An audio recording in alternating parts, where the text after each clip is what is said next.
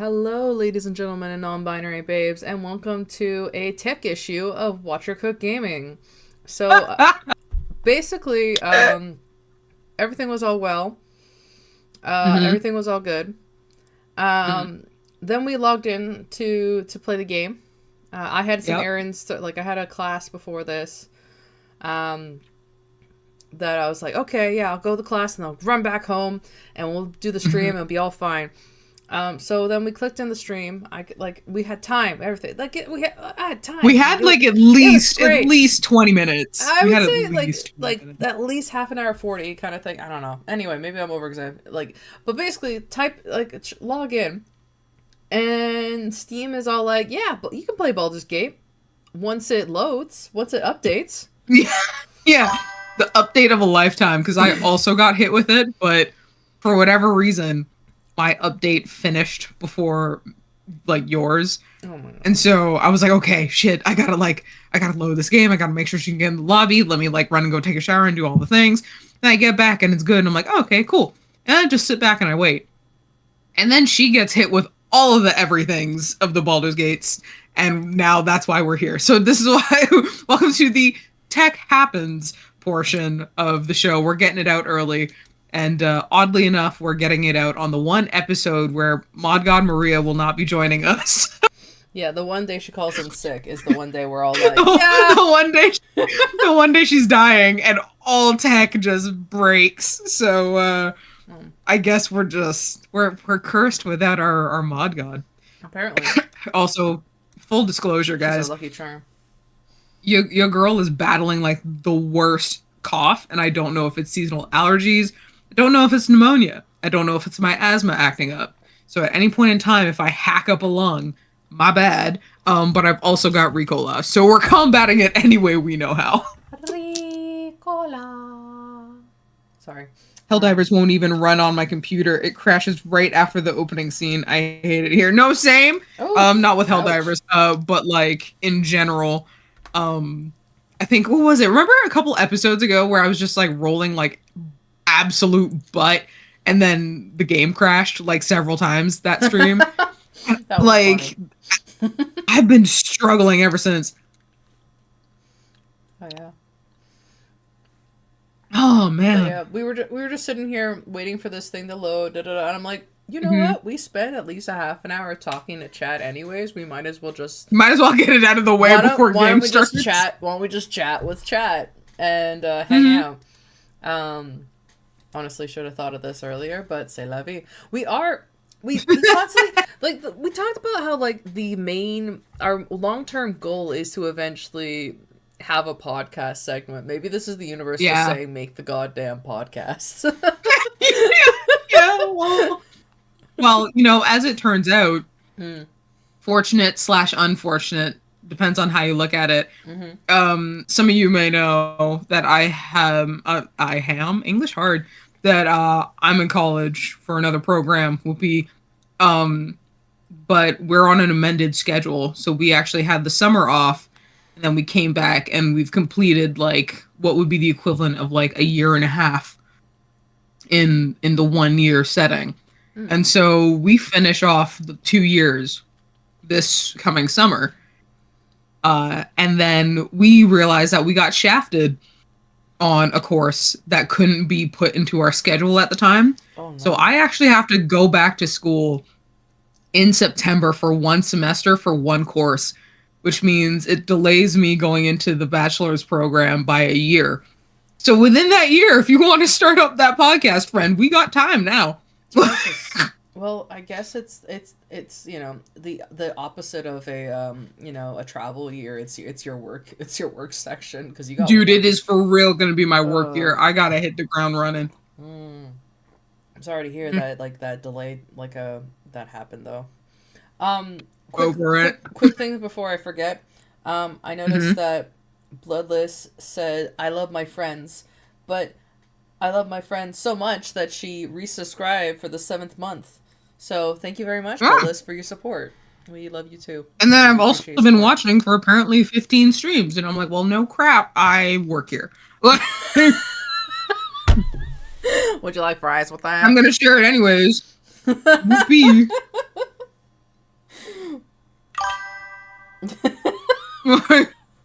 I work here, guys. Of course I'm gonna have a streak. God damn. Sometimes. Oh my god. But yeah. Oh man, It's this whiskey is a strong pour. Ooh. you always say that every session. Yeah. Cause you know what it was? When I was making my drink, at first it was a great ratio, or so I had thought, but I put it in like those like small wine tumblers for like, wine Yeah. moms. I Also, bought Bloodless, I one will year. not stay in my lane. I will be supportive of my friends supporting me, and then you supporting me, and I supporting you, and then it's gonna be a big circle of Uno friendship. Deal with it. I love you. Everyone Anyway, stay in your lanes, but don't forget to wave at the very least to your neighbor. I'm a fire sign. I'll aggressively love you back. So love you too, Oh, bro. I, Anyway, I'm allegedly an air sign, which does not make mathematical sense to me. okay. Um, Don't say mathematical sense. Your date of well, because birth I'm saying is like, an undisputed thing. no, I mean like when you hear Aquarius, Hmm. you hear aqua, Yeah. aqua, Yeah. water. Yeah. Qu'est-ce que fuck? Why do I count as an air sign? I I don't know, and I really want to It Google it don't right now. make Do you want me no to? sense. No, Bloodless. We're not talking about actual math and data. We're talking about air God no, signs. please. Please do not But talk about math and data. all right. You piqued my curiosity. Why is Ah, beans. an air Can I sign? steal that from you? I've been made aware that, like, What? eventually in this chosen field that I have chosen, What? I'm gonna have to start censoring myself, which is gonna really suck because I really suck at censoring myself. So at some point, I'm gonna steal your beans. Ah, beans. That's a good one. That's a cool one. Beans seems to be a thing. Like I say, cool beans a lot, but I've also had gotten a We couple do looks. say cool beans. Yeah. Yeah. There's beans, there's cool beans, there's toe beans. There's a lot of beans in this medley. Hey, I get the whole alternative swears thing. I have. It's funny. I once at a period of time, my brother, like he teased me because he was like, "Why are you using your fake swears as more like a Mm. higher tier of swearing than your real swears?" Like, because That's in the sense fair. of like, Hi, mom. I was Even though just she like can't hear us. I was just throwing out the word like fucking shit and stuff like that, and then it would be like mother of pearl, and he's like, why? Mother of pearl. Oh, my favorite. I don't know why, and I'm gonna probably air out some dirty laundry. But Mm, my favorite is actually, you know what? Let me give context to this before I air out my dirty laundry. mm. Um I have this app on my phone, which is like the equivalent of like erotic audio, and it's the best $6 a month I've ever spent a day in my life. Qu'est-ce que le fuck? What? Um, Okay. $6 seems criminally low for me, to be honest, to just have really attractive sounding men just in my ears, but I digress. One of my favorite one of my favorite audio personalities, actors, what have you, has this like one audio where he's like someone's like cool dad or something, and he tries not to swear in front of the kids, and so when he's swearing with adults he'll say shit like "aw fudge," and I'm like, that's it's kind of cute and kind of hot when you think about it, because he's trying so hard to not be like vulgar around children. And like, if you're trying really hard around children, that's the biggest way to my heart every single time. So so whenever I hear a guy try not to like swear, I'm like, nah, you're cute. It's just, I don't know why it gets me, but that audio app thing, if y'all want it, holla at your girl. I will tell y'all off or on stream, whatever. It's real great. It's $6 a month. You can't go wrong. I'm getting God. flashbacks to that time where, we were talking about fan fiction, and then, Golden Sun just said, "Hey, you want some fan fiction?" You're like, put it in my DMs. Oh my god, I totally forgot. Okay, so Did you read it? I had no, like I had those links open, Uh-huh. and then I swear to God, I forgot this even happened. Oh my god. but until you just mentioned it, because Mm. I had those links open, and then recently my phone does this thing where a couple times a year, it started last year, Mm. it'll hit a point and then just randomly just closes all of my open tabs. Okay. So I lost everything. And I was like, No. um, to this day, I totally forgot, not gonna lie, until you just mentioned it, that Golden Sun has fan fiction that I should probably go back and ask him for the link for. And it's not like I have a lot of tabs either. I have like maybe 10 tabs, if that, on rotation. So they come in and they come out. Like, maybe so I maybe don't know. I maybe I'm outing myself here, but I'm that girly pop who's got like a million fucking tabs open. Yeah, no, you and Paul are so bad. Paul Okay, I love knows how the you name say of that and things. you've only seen my computer maybe once or twice. Hold on, hold on. Because Paul does this thing. I gotta get this off my chest. If you're Mm. watching, babe, I'm outing you. Um, he does this thing where he has like a shit ton of tabs open, Mm. and then wonders why like certain functions on his phone don't work.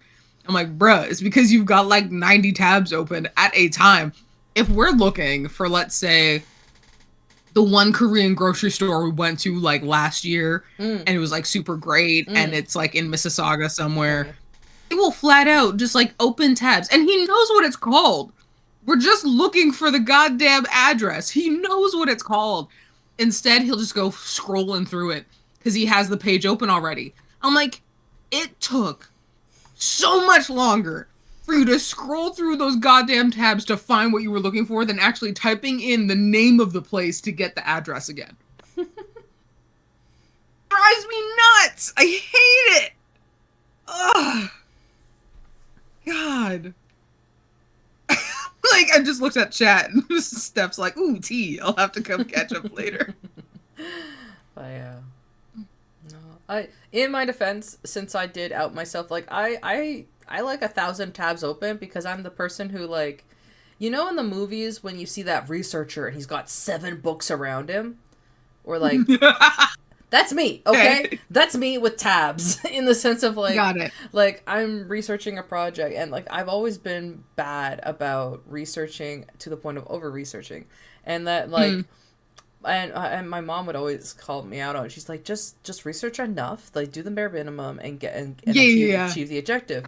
And then I'm like, no, I need to understand the concepts I'm explaining. Like, You know? and then I talked to my Yeah. dad, but I'm like, oh, I am wired like my dad. Like, geez, because like he's got his little like library man cave, and like one of my main Right. priorities when I started being like getting my own place is like, where am I going to put my books? Where's my textbooks going? And I'm like, oh my god, Mm. I am a reincarnation. Anyway, well, not reincarnation, but I'm you the didn't catch my person.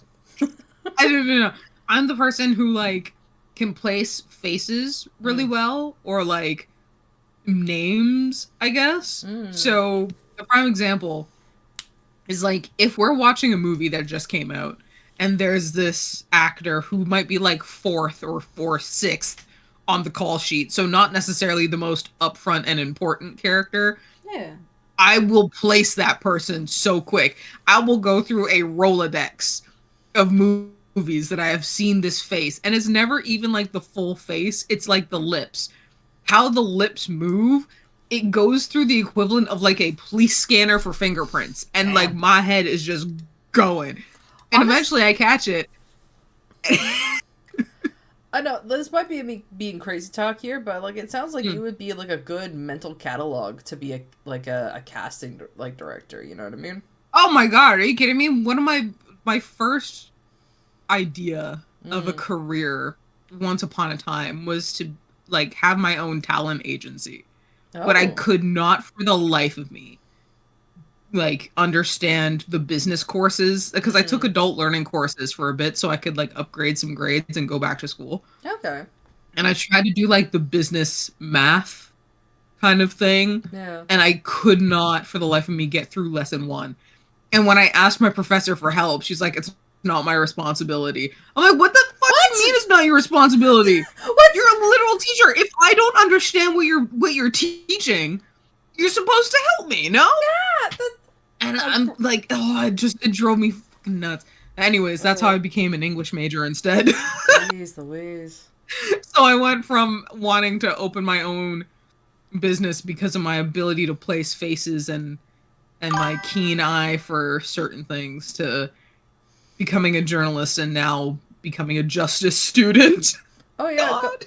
Bloodless, go ahead, jump on that soapbox, darling. Jump on it. You're the teacher in the house. You Oh my, jump on that soapbox. yeah. Is there a way to get like Bloodless's voice in the joint? Like, You know what? Hey, Bloodless, send me a DM. you want to just chat in Discord? Come here. get in the Discord. Come on, life is short. This episode has derailed so quick, and I don't even care. You know what? Unofficial. If this turns out to be the unofficial soft launch of this like podcast, I'm so ready. The gods have spoken. All right. Get in here, Bloodless. You're our first guest speaker. Okay. Come on. Oh my god. Okay, give me a Let's sec do this. so I can get you on to. Blah, blah. Bloodless sent. Okay, Bloodless, I'm sending you the invite to our Watcher Cook production Discord. So, hop in. Anyway, hi guys. You're getting to see the behind the scenes in which it's like, yes. Oh my god. Madeline has a Discord because she wanted this all to be organized because she's a nut. We tried our best. Okay, we really tried our best to be the most like, oh my god, English is so hard. The most organized? Is that English? I think so. Bloodless, you can come in. Bloodless, if you can hear us, come into the other one. Yeah. Thank you for waiting in the hall. You can come in through the door, ma'am. Oh, or can you not? On, okay. Oh no, it's me. I accidentally logged. Okay, Keisha, hop into the other one. Oh. Okay, I'll hop.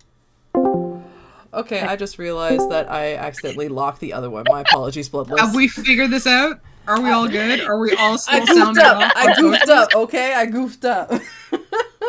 We're doing so great, guys. Us? Is anybody in chat still listening? Mama Steph, if you're still listening, I just got to make sure that this crap is actually working. I think, let me see. We'll figure it out. You know what? Let's just trust the process. You know if it's just a whole bunch of dead air for the next, like, hour, I don't care anymore. All Life right. is short and then you die. Loveless, sound off on your little soapbox. All right. So let me say, if a teacher is unwilling to help a student, that is somebody that should not be a teacher. Your job is to literally help people learn and to understand, or to provide them some kind of resource. Because if you don't want to do it, then why did you get into this humanitarian business? Hey! Did we just start our own section of Am I the Asshole already? Before we go like completely off the rails, hello ladies and gentlemen and non-binary babes. We have got a guest star tonight, which was impromptu because my Baldur's Gate game is not opening, so welcome to a soft launch of the podcast, I guess. Yeah. Our soft launch and things and testing it all out. This is going to be so much fun to edit without cues. Awesome. Let's Maria. go. The one night she's sick, she's gonna have to edit this later. Oh, She's gonna be like, why? What has happened? Oh, sorry, sis. God. Okay, sorry. This is absolutely chaotic and great, but Bloodless, could you introduce yourself and talk and share a little blurb to our audience? Oh, sure. I am Bloodless Dragon Cosplays. Bloodless is fine. She, they. I stream a couple of times a week doing random things. Right now I am doing Divinity Original Sins 2. I'm playing through a Dishonor mode of Baldur's Gate. I'm doing a Nuzlocke run of Pokemon and crying every time I lose a Pokemon. And I'm trying to do Resident Evil 6 because I'm doing a reverse marathon because I hate myself. And when I stream, like, I'm a Twitch affiliate, so all of my money that I make, it goes towards my students. I don't keep any of it. So that's my little blip, I guess. You're such a cute teacher. Like, if I had, like, a teacher that was cool like you in school, which I'm pretty sure, thinking back on it, I probably did have maybe one or two, because it's funny that, like, you only really realize how young some of your teachers were when you get close to that age. And you're like, ugh, like you were a baby. You know? Like, I think, what was it, my grade 8? My grade 8 or grade 7 prof. For the life of me, I couldn't tell you how old he was. Oh, Jesus Christ, what was his name? Again, we would do privacy, right? Yeah, I know. In my head, like, I'm just trying to remember what his name was. He was Portuguese. That's all I can remember. What did he teach? His domain was science, but he was like an overall like grade 7 all-encompassing homeroom teacher. Huh. But like science was his jam. But the dude looked like Professor Snape. Like he was so scary. Oh, and I remember like he came into our like grade 6 room because in my school they did this thing where the teacher from the year above goes to the classes of the teachers below to meet their future students. And I remember like, huh? For anonymity's sake, we can call him Monsieur Science. Monsieur Science. It's not gonna fly. My brain is gonna completely forget that in about 3.2 seconds. Just say Mr. Science. That's what you said. Yeah, Mr. Science. You just don't have the accent. Congrats. He asked for a pencil from people, like just like a generic question because we want to write something down. And I gave him my pencil. I said, "Here." And his first words to me was, "I like your voice. You sound confident." And I was like, "Okay." But like thinking on it now, I was this very like tomboyish kid and like the loner. So of course I would have this like standoffish tone. But fast forward to that grade 7 class, and this dude, like, oh no, he would put the fear in you. You know what I mean? Like he would just stand very stoic, and like very pale and dark haired, and like very lean. So it's giving Slenderman. Okay. And but now as an adult, I'm like, this dude probably couldn't have been any more than maybe a rough 29-year-old. You know what I mean? Like he could have been 30, anywhere between like 29 to, I'll give him grace, anywhere between like 29 to 40. Yeah. But I remember the second this dude starts playing anything science related, which included The Lion King, because he wanted us to learn about the circle of life, it was the only time we saw him break. Because he'd be in the back of the classroom singing at the top of his lungs like he ain't got no shame. And that is what I remember from my days of like teachers that stood out. You know, he was a sleeper agent, you know what I mean? Like terrifying, but if you cracked him, he was funny. So to segue on that, like Bloodless, I would say that you probably can talk on about, you know, being somewhat of a sleeper agent with your students who now, you know your favorite person by name. Yeah, I had one of them today. They're like, "Do you know how old Neil is?" And I'm like, "Yes, you do." Because apparently, if I don't watch them, there's a software where you could actually look on their screen to see what they're doing to make sure they're not on YouTube or whatever when they're supposed to be doing learning apps. Oh, and if I don't online. Online. Okay, so like sorry. I have an app and I can like look and be like, and I could actually like close their tabs to be like, what are you doing? Get off of YouTube. Oh wow, y'all are so ahead. Continue. Mm-hmm. Wow. So if I don't have that up, and I just had one of them like come up to me randomly. They're like, "Do you know Neil's 48?" I'm like, "Yes, but why do you know this?" And they're like, "I think it's in this game called Baldur's Gate." I'm like, "Please don't look up anymore." Child, back away slowly, please. No, that is not a children's game. No, please. Oh, yeah, no. Like who's this guy with the white hair, and how does he know Neil? Like. No, we do no. I'm scared for you. If okay. I don't know what I would do if I was a teacher and I like started like attempting to close tabs of children and just see like Astarion butt naked on one screen and be like, ah! It is so much fun when they are on like YouTube or trying to like bypass to get on games, and I just sit there and I close them because then I look directly at them. I'm just like, yeah, you hecked up there, didn't you, buddy? Heck up. You're I'm just like, keeping that one in the no. back. No. Yeah. Oh my god. Oh, you should see this card that they have made for him. Aw. It is Oh, is that wild. the new one? Yeah, so my favorite sentence that they have is that, "Hey Neil, Miss Bloodless glazes you," and I'm not looking forward to when he reads that and asks, "Darling, what does that mean?" I'm like, please don't. Don't ask me to translate Gen Alpha speech. The funny Yeah, thing I'm is, like, please don't read everything. the funny thing is for context, folks, we have a group chat. Anyway, no, you're not invited. I'm sorry. Anyway, Wait, what? but basically, like, Bloodless posted that, and I was like, what does glaze mean? Does it have to mean, like, on a birthday cake? Is it the icing on a cake? And, like, everyone else, I just felt so out of it. I'm like, I'm hip. I'm a gamer, right? I know this cool. I'm one of the kids. How do you do, fellow students? Yes, it felt like that. I was like, I know glazing for art. I know glazing on a cake. What glazed your eyes in which you're like staring into the abyss, and all of a sudden the meaning of nothingness takes over. But I don't know glaze as in what's the context again, Bloodless? For To show favoritism. okay. Where are they coming up with this I crap? don't know. That's my question. Because, like, I don't know.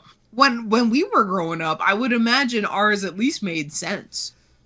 Like, Granted, Yeah, I mean, I guess we had FAT, which was pretty hot and tempting. It was an acronym. oh, I forgot about that one. yeah. Ah. I don't know. Like, language is funny. Like, bee's knees, man. Think of that. You know. Okay, but you've gone far off into, Yeah, like... But in that time the period, it distance would have of made slang. sense. You know what I mean? Like, Okay, I understand the argument you are making. Because, yes, to the generation of which it was born, yeah. it would make sense. But I'm convinced that the slang of today's youth doesn't make sense even to them half the time. Like, they just roll with it. And they're like, okay. Yeah, like, I'm still unsure where, like, cap comes from. Same! Because there's Okay, I thought it was just me. nothing- Like, I understand that it means, like, if you're capping, you're lying, but Right. there's no, like, etymology to suggest where that comes from. At least with Riz, it kind of, you can understand that, oh, that's charisma. Right. Ugh, God. Yeah. Stressed. Yeah, My at least with Riz, favorite- there was- oh no, there's a favorite. Fries no, no, in the I bag do have- kind of makes sense though, in the sense of like it's like add your fries like to it, man. Golden Sun, hello, Golden Sun, welcome to. Oh, hey, Golden Sun. Sun. Sorry, I read the chat, but what the fuck? Okay, apparently, Oh, I'm okay, dying. I just looked up cap. Okay, It's not gonna make sense even if you read it out loud. the Just slang so you know, 'cause term in cap, there. meaning to lie, exaggerate, or brag, originates from the early 1900s. From roots in capping, which is insulting or surpassing someone in the 1940s. No, So pause. No, So you're pause. telling me the So kids pause. these days are using So 40s pause. term. Sorry, you go. So pause. Let's talk about this. Because y'all got the audacity to say we're born in the early 1900s, but y'all gonna pick slang from the earliest 1900s? Okay, yeah, it is from African American vernacular English, and then early Respect. 1900s, 1940s. And so, widely used by Gen Z on social media, the term is deeply rooted in black culture and hip hop. Well, because I guess it kind of came around at the same time that canceling has kind of come back into favor. Because I know, if I remember correctly, that also comes from Black and African American culture. And please, somebody correct me if I am wrong on that. Hey, I ain't gonna correct you. It's Black History Month. I'm learning new things every day. Shoot. Like, I don't know what to tell you. You cannot look to me to be your resident encyclopedia of Black terms because, sis, I don't got it. I really don't. Like, Yeah, you live in Tirana. Like well, it's not even just that. The going joke. I don't know if you guys have heard this. There's probably a chance that you have. But the going joke is that for people who are only half black, they only get half of the month. And I'm like, y'all are so full of shit. But then there's this one guy on socials. If I find the video again, I'll send it to you guys. But he's like, no. I work in like, what was it, like rotating shifts. Like, I get like if you see me in the morning, you won't see me at night. If you see me at night, you're not gonna see me in the morning. I'm gonna make the best of this entire month. And I'm like, I understand what he meant, but it's still technically only half the month. But you're getting it in like every day. I know this is like he really tried to beat the system. I know it's probably not helpful, but all I can picture is like instead of a full T-shirt that says Black History Month, you wear a crop top. Anyway. Oh, stop. No, I'm imagining half a shirt where it's like Hap Blah Month. That's a good one. That's a good one. And then on the back it says, I really feel liberated in this. Anyway. I really feel liberated in this. Oh my god. No, that would be a really funny idea. You know what we should do? Combine both t-shirt ideas. A crop top which has half of the words. Boom. You've done it. You've created the thing that's going to absolutely offend a whole bunch of shit. Oh yeah, totally. And I'm excited because I stir the pot. Oh, I can't do it. I can't do it on white. Anyway. Oh, it's fine. I'll do it. Both of us. Yeah, I don't know if I get a pass. I don't know if I get a pass. You know what? The POC pass, which is the little ID card. I'm gonna just say it because the two of y'all are very, very well educated women, and so I feel like if anybody's gonna get passes, it's got to be you two, right? Aw, shucks. Like y'all are down with the struggle. I mean, like, what was that meme again? Y'all are a bunch of African Americans plus Mark. Not gonna lie, every time I see that meme, like especially now it's being applied to the Canada thing with the shout out from Bad Bunny, and in which it's like you're all African Americans, and then it's like all the flags of like Latino countries, and then it's like and Mark, and then points to a guy with like Canada flag on his face. I'm like, yep, dude, there's me. First off, I want to know who came up with the snow Latinos thing, because that's been taking me out all day. Oh, good. Oh, Christ. I watched I'm so late to the party, by the way, but I just watched the Bad Bunny the Super Bowl performance. Brilliant. I was living my best life. Like, Paul watched it in, like, real time at, like, he was out with his boys or whatever, and he's like, I don't know, I didn't really like it. The sound quality was shit. And looking back at it, I'm watching it today, and I'm like, this dude is unseasoned. What do you mean the sound quality is shit? I'm fine. like I can hear everything potato just has fine. No spice. Tell your potato he has no spice. Oh my god, I guess it's fine. He's Italian, but he's only half, so really Paul's like Italian. Anyway, you know what? Yeah, his mom's Tuscan or something. Cool. All right, that's something or other. We're gonna circle back to that when Maria, our other resident person with Italian heritage, is gonna be in the conversation. Anyway. Well, yeah, because they've been bonding over the chaos that they would ensue over my future children. I thought we were bonding over the fact that we're all Sagittarius and you're the only Aquarius in the squad. What are you? No, that's a whole other situation. I believe I am a Scorpio. Oh, you and Paul are Scorpios. Oh. Yeah, you and Paul are Scorpios. And you and Maria are Sag. Yes. I'm surrounded by all of you fuckers. God damn. Yeah, like, it's funny because I don't follow the astrology at all, but my people that do always say that I am the most Scorpio of Scorpios. I'm like, all right. I don't know, man. I've met, like, prior to the past couple of years, I've met some really crappy Scorpios. So I was like, and then you guys came along, and I was like, they can't be all that bad. And now I'm just stuck. As unseasoned as boiled cabbage. Now I'm just stuck. See, okay, that reminds me of a story. I wouldn't say boiled cabbage, because at the very least, I don't think I've ever... hold on, let me think real hard about this now. Paul has never made boiled cabbage, thankfully. He hasn't gone like full Irish. But but I guess you it know what? is. I'll Is it I'll Irish? give the boy a pass. He can make a good attempt at seasoning food.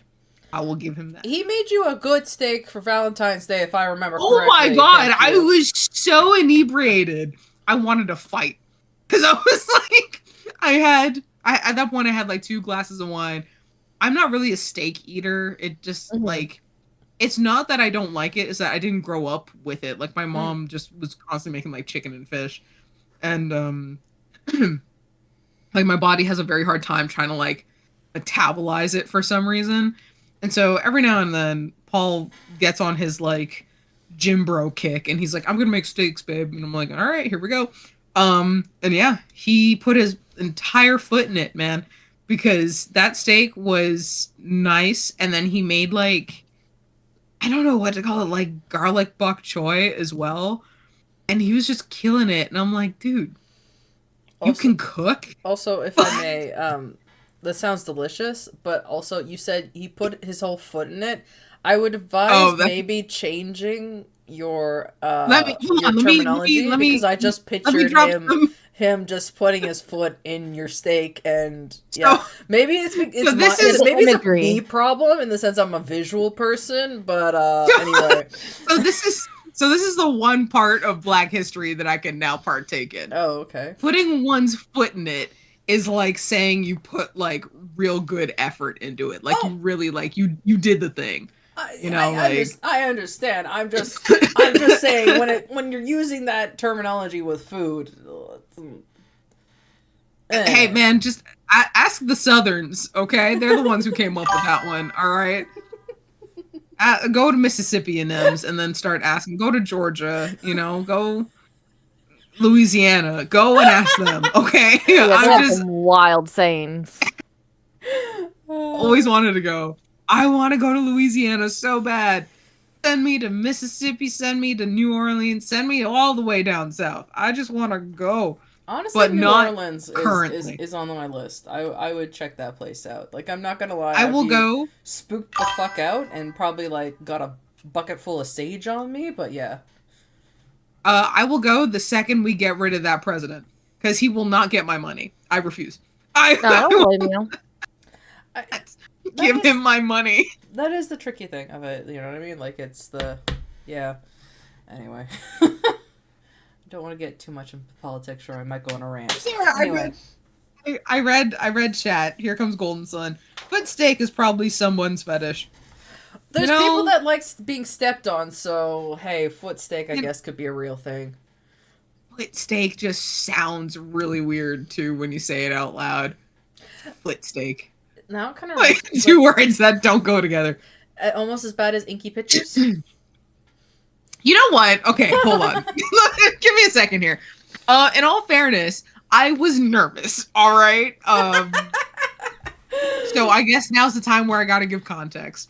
Once upon a time, when we were streaming, not very far off from Fan Expo of last year, I guess, yeah. what happened was we were hanging out with Dave Jones from Baldur's Gate 3 quite a bit. But that's also how we met Golden Sun. So Heyo. We just kept bugging him and being like, "Hey, how's we it just going?" kept bugging him at some point. And at some point in time, Dave decided he wanted to lurk through one of our streams, and I had made the decision that I was gonna get like a house and inspired tattoo from like it was just such a great weekend, and I have this really bad thing where like if I've met somebody, no matter what kind of effect, well, rather if I've met somebody who's had an overwhelmingly positive effect on my life, I tend to commemorate it with something. Um, and so, yeah, the tattoo was kind of set in stone there. And I was like, hey, man, it was the end of the stream. He'd been lurking for a while. And I was like, hey, man, you're going to get some pictures from me. Don't panic, okay? Like, don't make it weird. Of tattoos, folks. It was of tattoos. And he was like, nah, I welcome it. And I was like, okay, cool, because you're going to get some inky pictures or something like that. And then bless Bun Bun, Coastal Bun Bun's heart, just went in with the What did they say? I said it. I was like, don't. I said don't say inky pictures. It sounds like it's hentai.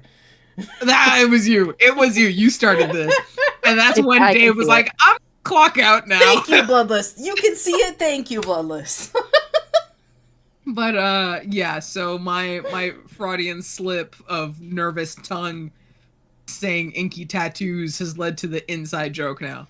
So whoop-de-doo, everyone's caught up now. But you know what? At least you don't hide behind booths or under tables. I want you to know I had to tilt my head back to laugh because I was about to spit my drink all over my computer. What a lord tidbit there, Golden Sun. Wow. I've seen a picture of Dave's. No.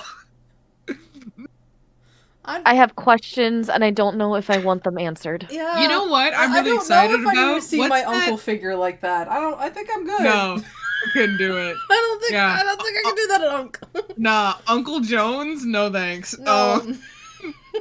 But Monkey Jones. I wanna know- No, Uncle Jones. Fuck. No, wait. I gotta make the joke for Maria. All right, you do. Hold on, I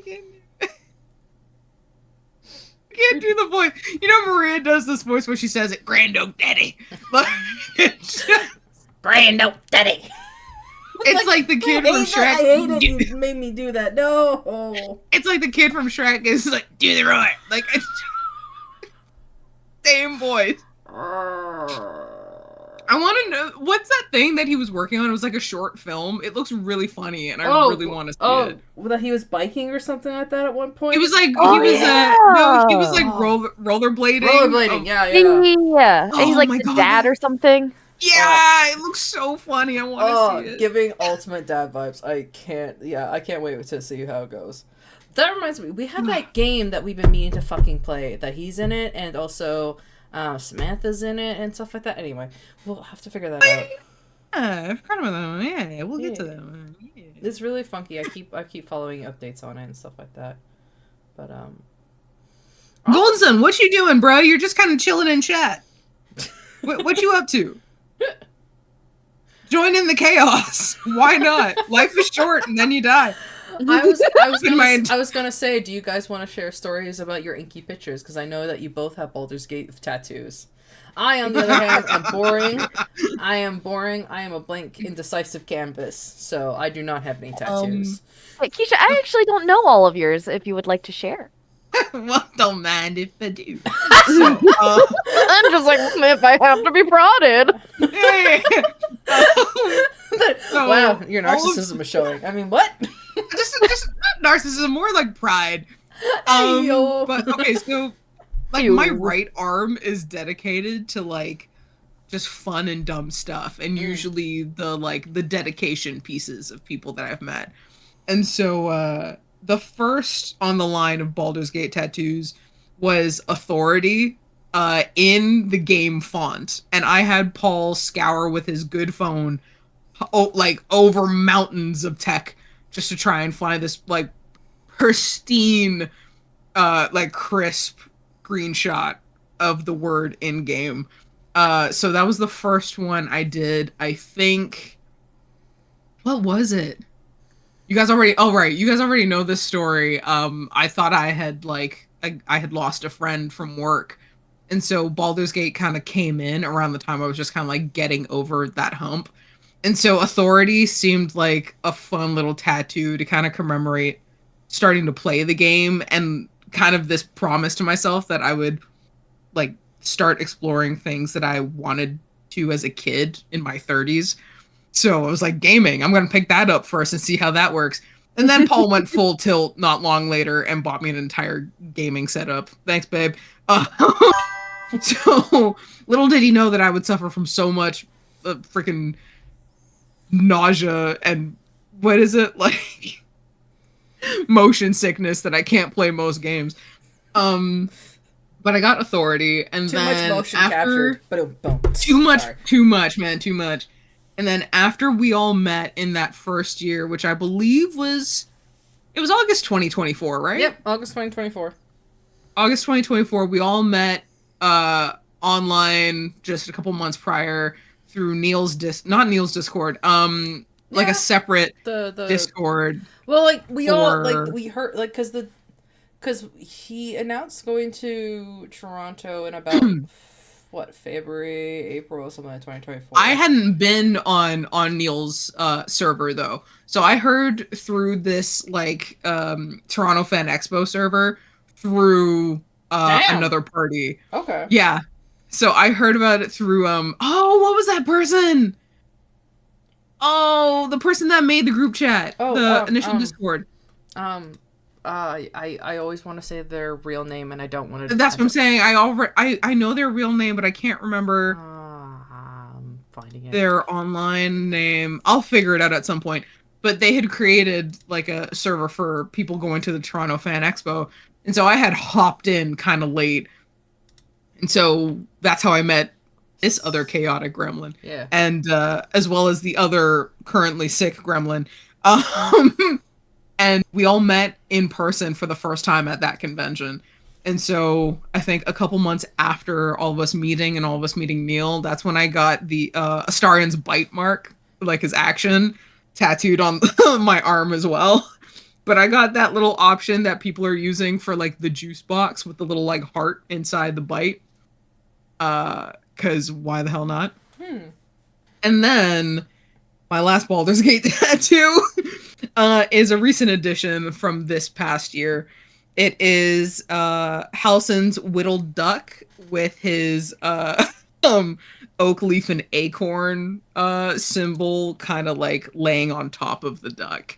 And I was like, yeah, that's a fun little piece. So we did that as well. It was like a Your artist, impromptu. your artist did a lovely job with that, by the way. Like that was Right? It's I'm very so cute. proud of him for it. Like Steve's my dude, man. I love that guy. Fuck. Love you, Steve. I don't even know if he watches, but love you, Steve. Love you, man. There you go. You clip it out just to shout him out. Oh, absolutely. Steve and Paul hang out a good chunk of the time because they're the kids who open Pokemon cards on stream. So yeah, there's that. What have I done? Before Paul met me, he didn't have tattoos. He really didn't go outside. Now he's going outside. He's got interests and shit, and he's Wow, got he tattoos. has hobbies. And What a concept! I know, now he's got hobbies. Oh. Now we share a tattoo artist, which is like, is that what all couples do? I don't know. Well, Like, that makes me want to go on a side rant about couples, and like I saw one thing about basically there's loving somebody, but loving somebody enough to be open to their hobbies and interests, kind of thing. But that's a rant I'm gonna table because I am curious, Bliss, about your tattoos, if you wish oh to yeah, share. Bloodless, you got one wicked ass tattoo. Do you have any others? Oh, well, yeah, I have my giant one, and it's Astarian scars, which apparently creates a lot of discourse on the internet. Yeah, no, Um, people are special for that. yeah, so I got it because, not going into too much detail, but it is basically my Medusa tattoo. Mm-hmm. And, and Astarian means a lot to me, and I really relate to his story. So the way I wanted to get it is that I wanted to look like it was like carved into my skin, to make it like really look scarred, and it ended up being gigantic. I had it done probably over like 2 sessions. Wow. But yeah, and I think both of them were about 4 hours long each. So my leg was very tender afterwards. Oof. I believe it.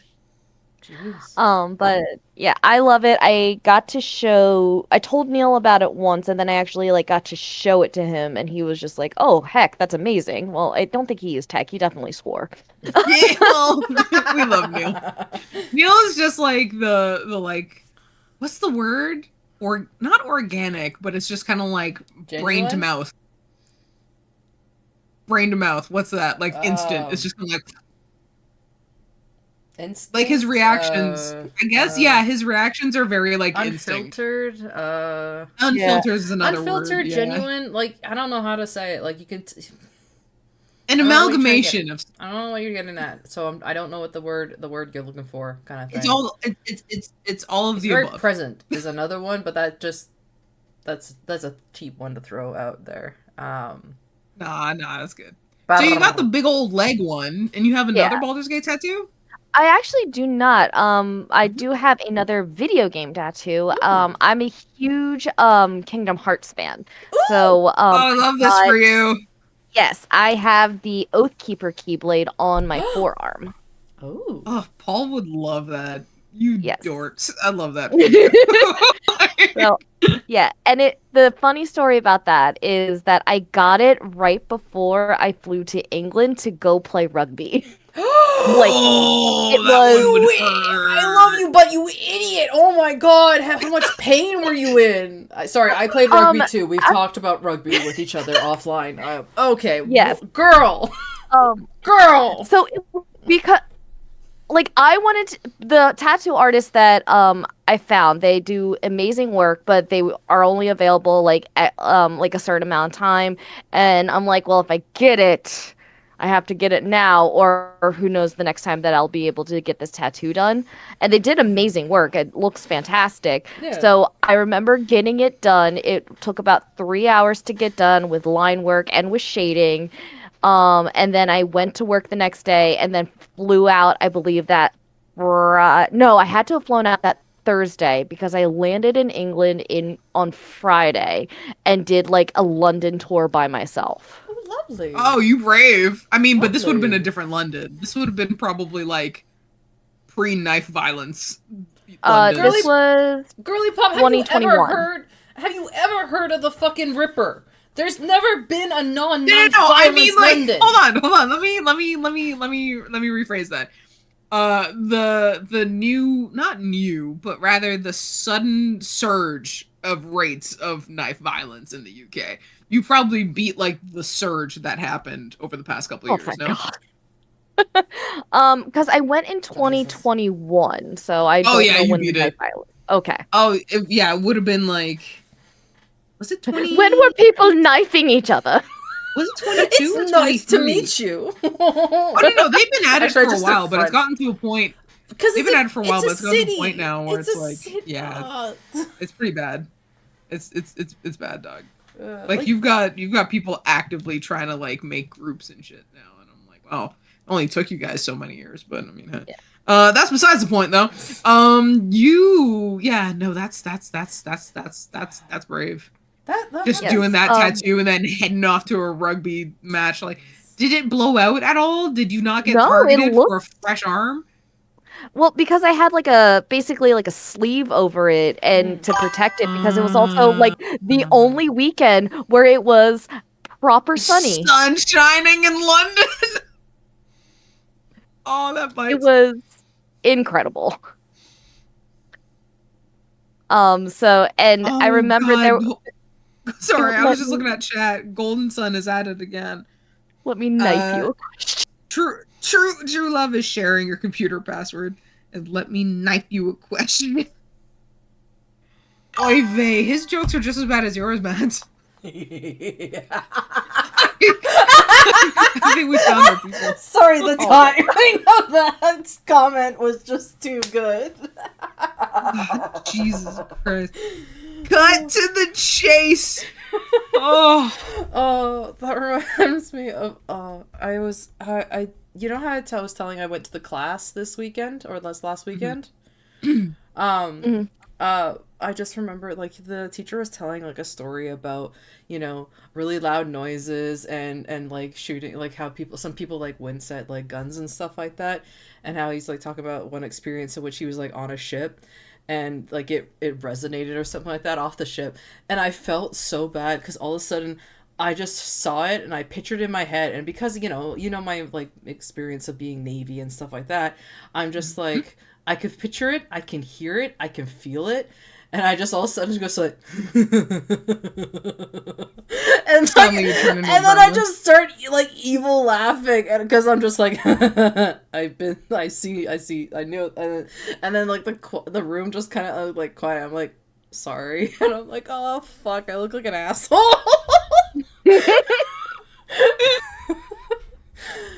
Well, you're our asshole, kid. Apparently, So.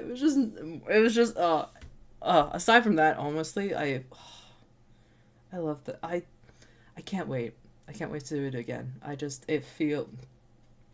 It felt so right to do. You know what I mean? Like Mm-hmm. I've been feeling a lot of passion about acting and like doing these classes and doing stuff and learning stuff, but learning some of the stuff about motion capture and what to think about in your performance and stuff like that, it just I was basically giggling by the end of the day. Like I just was so happy and The having so much serotonin fun. was at an all-time high. Yeah, like it Oh, was I love that just for you. it just I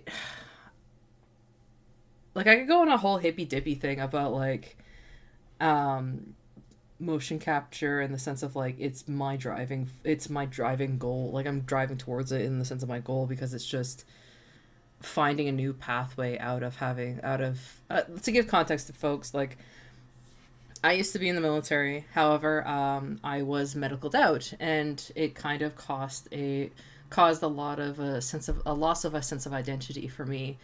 In that, I was a bit of a sporty spice. I was a this like it was a thing of like, oh, if everything, if as even though I'm not sure of who I am as an academic or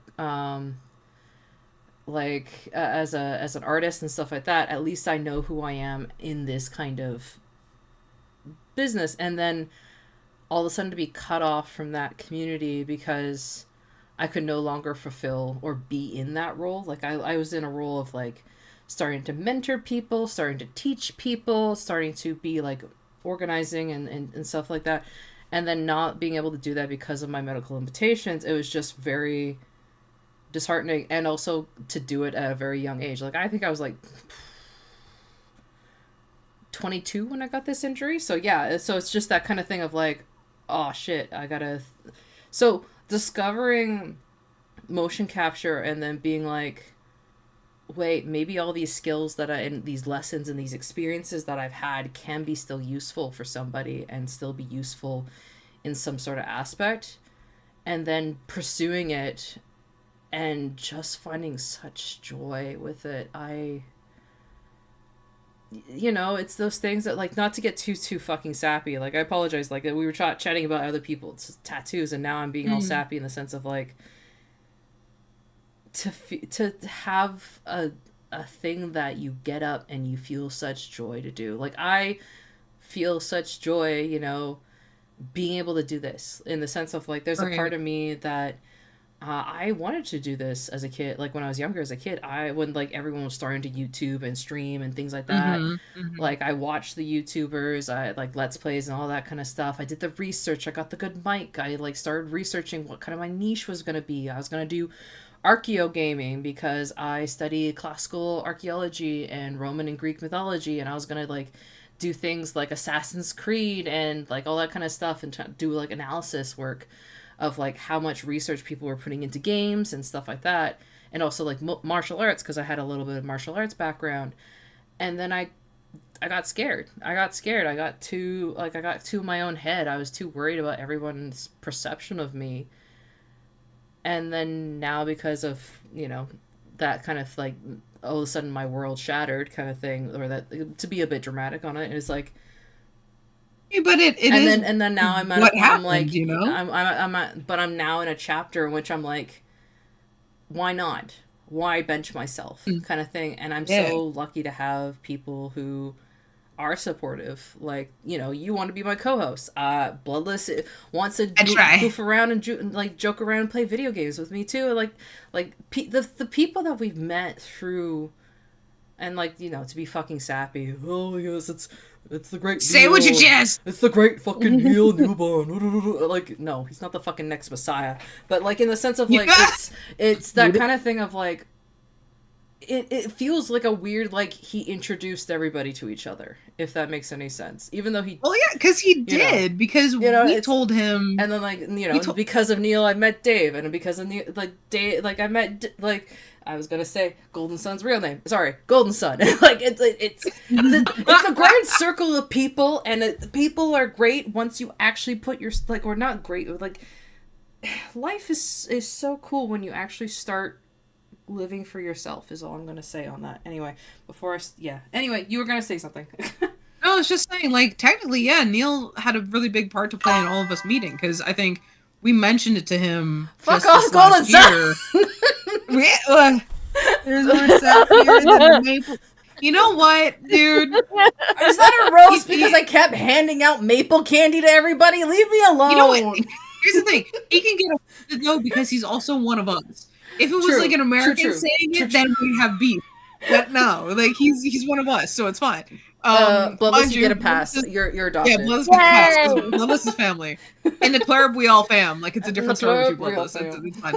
But it's like my students telling me that I have a pass to say a certain words. I'm like, babies, no, I do not. yeah, Thank babies, no.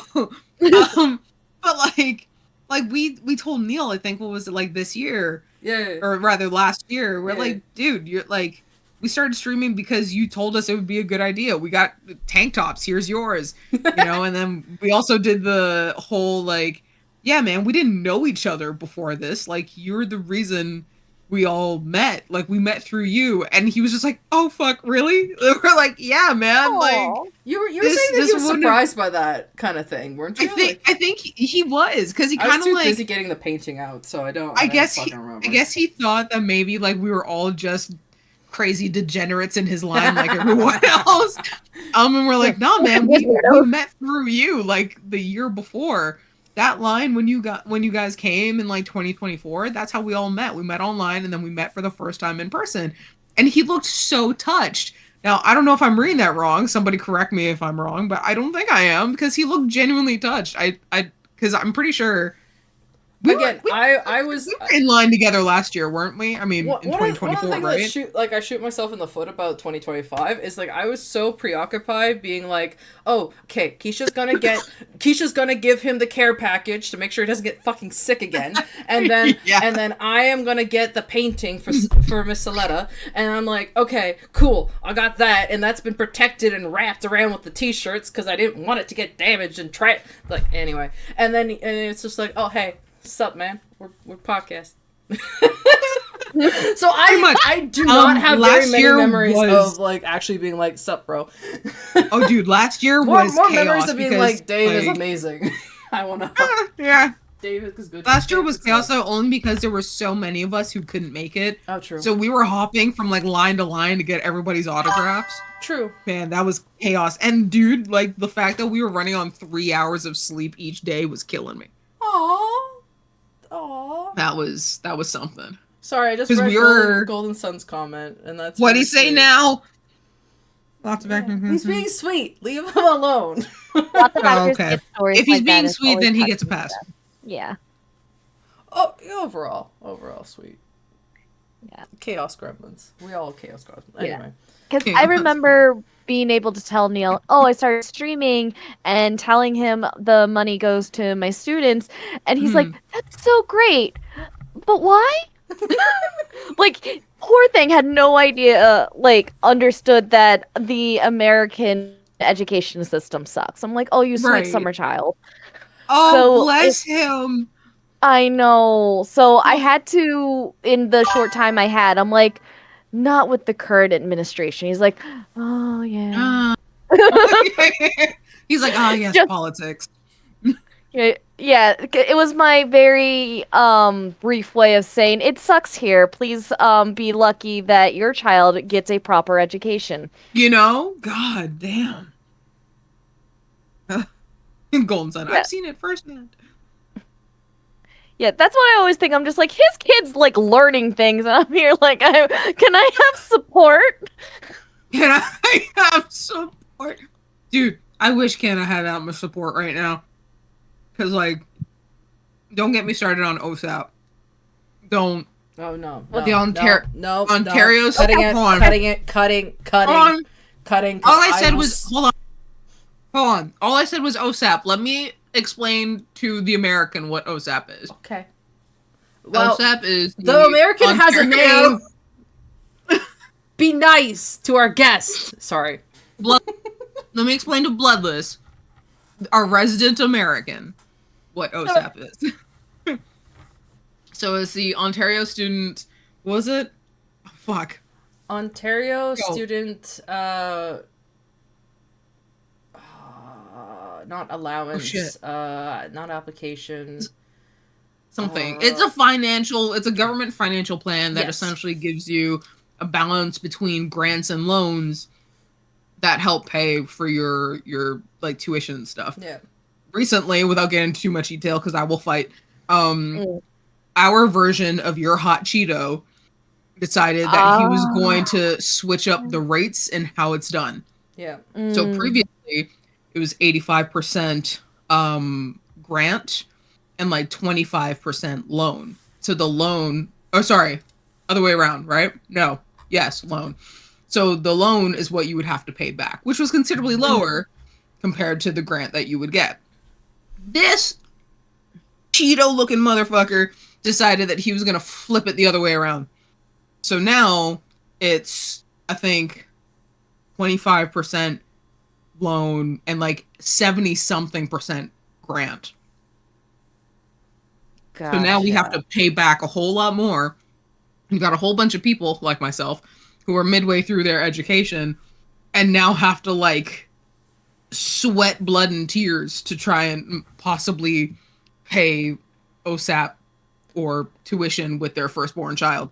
So And it doesn't help that he's also like the thing that is I was making sure to cut Keisha off. Sorry for interrupting this time. no, But in the go on, sense go of on. like I could go on a rant about how basically in an interview on the problems of the OSAP cutting and things and this program. Again, this like to help make sure people can go to school for programs and stuff like that in the province. Um, he basically said to stop taking basket Oh. weaving courses. And Mm. so yeah, the internet's not impressed. Which Mind you, this dude does not have an education past like what, high school? does he? I don't even think he has a high school Oh, please education. don't.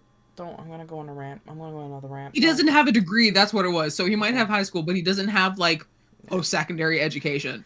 And he So thinks he has Well, the audacity to yeah, talk and then about. my degree is technically not considered a professional degree anymore, which that affects how much ugh. money I believe I could take out if I were taking out loans. Whoa! But I am privileged enough that I can pay for my school out of pocket. Jesus.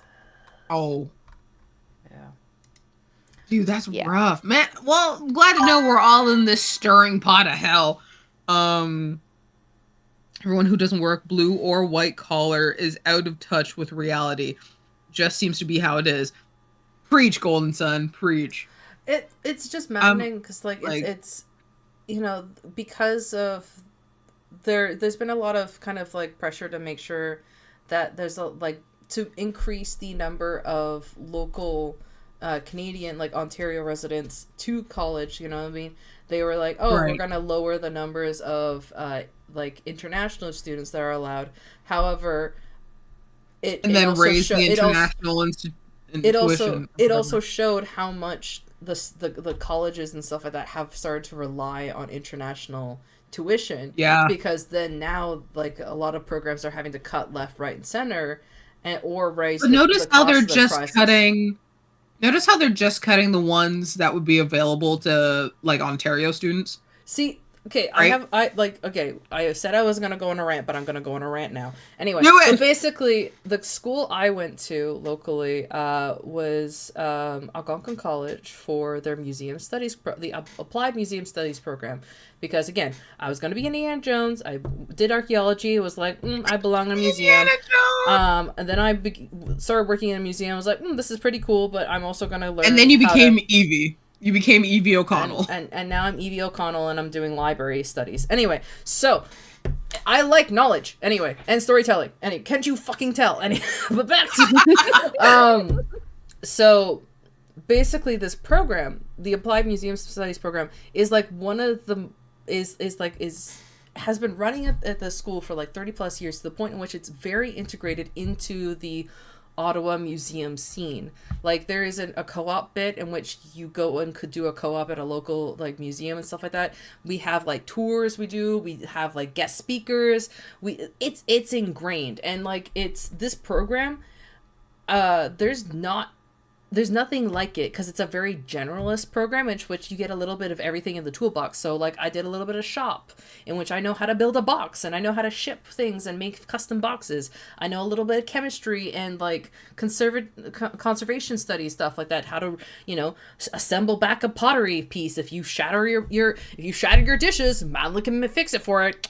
Anyway, but yeah, it's giving jack of all trades. Yeah, but the problem, so like the cool thing about that program is that it gives a jack of all trades. The problem is that it actually is the only one of its kind. There's not really any college programs in Canada that are generalists like this. You can do a conservation program, so that means just focusing on the science of like, you know, how to slow things down from decomposing, or you can do like focusing on the museum design aspect of like designing spaces and stuff like that for libraries. Or you can do a master's degree in information science or master's of curation or master's of public history. But there's no other, like there's not really a lot of college programs. So like the school was like, oh, we're going to cut this program because it's not hiring because it's arts. Who hires arts in an economic problem situation? Anyway, but like so but then the like the people around the country are like, this is the only one of its kind, you can't do this. So so yeah, in other words, that's my personal thing of like the whole college problem right now is like the kind of thing of people are figuring out, oh, how do we cut funding or how do we cut this and stuff like that, but it's like, not in schooling, man. Don't do it in schooling, and don't you fucking tell me I'm basket weaving.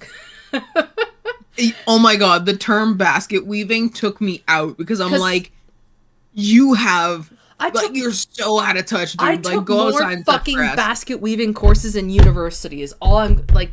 Oh, don't get me. Fucking started, dude. Some of my program right now, like some of the classes in my program, basket weaving. I'm like, this is a justice course. Like, this is a justice services program. Mm-hmm. Why have you guys stretched the curriculum so much? Like, this easily could have been done in 1 year, maybe 1.5. Yeah. But y'all stretched it to like 2, and then gave us like 3 options of a BA that we could go for, but not tell us that there's only really one BA that employers are looking for in this field. Also, I'm going to cut in. I'm going to cut in with a funny story from Golden Sun, unless you got more on your point, love. No. Okay. Kill it with Golden Sun stuff. He says, my college had a course on BlackBerry certification, which was a huge selling point for the college and course. Day 1 of that course was when RIM imploded, and the dean came in to say that the certification had been canceled. The audacity. What? Jesus fucking Christ, mate. And guys, you gotta keep in mind, like this is Canada. Damn. Damn. Honestly, I wish BlackBerry stayed around. You know what I mean? Honestly, I could take it or leave it, only because I was going through like memory lane with one of my girlfriends from school, and our other girlfriend is like, there's like a 10-year age gap between the two of us and her. But she's rather mature for her age. And we were talking about like the phones that we grew up on. So like the Motorola, my friend had the Razr. I had the chunky like silver and blue like flip phone version. We both had like an LG chocolate. We both had Blackberries. And this poor girl, okay, our other friend, every time we dropped a phone name, she had to Google what it looked like. And I was like, oh my god. We're officially old. Yeah. And then she wouldn't find the right version, so we would have to like hop in and Google and type in like the right thing. And she was like dumbfounded by the fact that some of our cell phones had like antennas. Oh. I feel like it's a good test to see, like, ask people what their first phone was, or I think so. To ask them what a Nokia is. Oh shit, the Nokia. You know what I mean? I never had a Nokia. I didn't either. But oh my god, if you dropped, I did. How did that work out for you? Were they indestructible, as legends say? Yeah, I could probably have thrown it against my bedroom wall and there would have been a dent. Damn. Would have traveled through the wall. Yeah, just like, oh no. Uh, Have you seen that video of that one dad? I think it's like a British dad trying to get his daughter to use like an old school Nokia phone, but like she's just realizing it's one of the keypads where you have to like quadruple tap to like yeah. get the letters. And dad just goes, "Why don't you just ask it to call mom?" And this bitch goes, "Phone, call mom." Oh, it just it struck a chord right deep in my heart because I'm like, I know this girl does not think that that's going to work, right? And she tried it multiple times, and dad is shitting himself laughing. And I'm like, you know That's just what? mean. That's just No, I'm like, mean. you know Also, what? Dad like, we probably had speed dial. Remember? Like, if you would we did press have speed a certain dial. number, yep. Yeah. You have your favorites saved, and then, like, you know, like. Oh, Speed dial, and don't forget, you can't call before 6. God. I gotta. Nope. I have a flashback in which, like, I can remember, like, one of my first phones, and I kind of want to. God, I want to see if I can find it, but basically, it's I think it's like I the still have mine. first photo I took on this phone Oh, was when I went. I won a martial art, like I won a karate tournament I was in, and it was like a fighting tournament. God, I remember. tell me it's in like 8-bit quality. I think it is, and I kind of want to find it just for nostalgia and just to, because I remember being so proud to be able to take a photo of me with this trophy, and oh my God, the girl I beat was not happy. Oh my God, I bet. it was my first tournament. She Golden was not Sun. happy. What did I'm Golden sorry. Sun say Golden again? Sun. Don't get me started on the U.S. and its approach to the education of literacy. All Oh, right, hang on. Let me go. Let me get teacher Oh, mode you comfortable. set activate! her off Go go now. go! You done Okay, set her so off now. there is always a swing. It is about a 10-year span between phonics and then just between just literacy in general. Oh my So there God. used to be so right now we are swinging back into phonics and we are really focusing on early literacy programs that involve letter sounds and being able to decode and encode words within when you're reading. So decoding is just like seeing words by themselves and being able to sound them out. And then Okay. you have encoding, which is like when you're able to read it within the sentence. However, the science of reading does not take into account comprehension. So while Oh reading no. and being able to use these skills to read these words, we are not now just not paying attention to the comprehension of it. So there is this, I forget what the program is called, it's something literacy, where it just focused on comprehension. So the comprehension went up, but spelling, grammar, Oh and syntax and all that, then no. that was crap for a really long time. So we are stuck right now at the very beginnings of going back to like hooked on phonics on crack. And then eventually we are going to be going back into literacy and understanding comprehension when it's just like, I don't know what y'all want from me because at the very beginning or in early education, it is all about learning to read and being Mm-hmm. able to make those sounds, being able to understand, especially with English, all of the fun rules that it has and the rules that always get broken. And then, so that is usually between like when we're about 5 until we're about like 9 or 10. Not And Golden then Sun absolutely ripping you one. and then between 10 and up then you are reading to learn, so you are have to be able to see what is on the page and comprehend and put that to learning to then expand your understanding of what is being taught in the classroom. Yeah. Good God. Yeah, so Y'all taking it the is long time. way out to reading, huh? Like Hmm.